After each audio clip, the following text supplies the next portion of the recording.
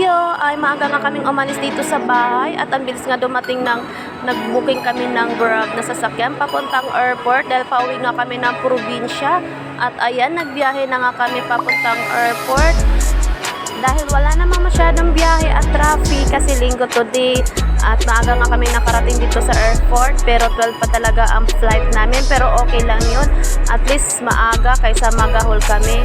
Kaya after namin magbaba ng gamit ay pumasok na nga kami dito sa loob ng airport at diretso kami sa check-in ng mga bagahe namin para kahit mag-antay kami okay na yung mga bagahe namin, naka-check-in na at pagkatapos nga ni Jo kunin yung ticket ay waiting na lang kami dito sa upuan bago kami mag-flight. Tara, let's go guys!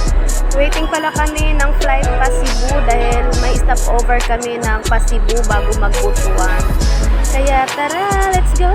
Vacation for 7 days!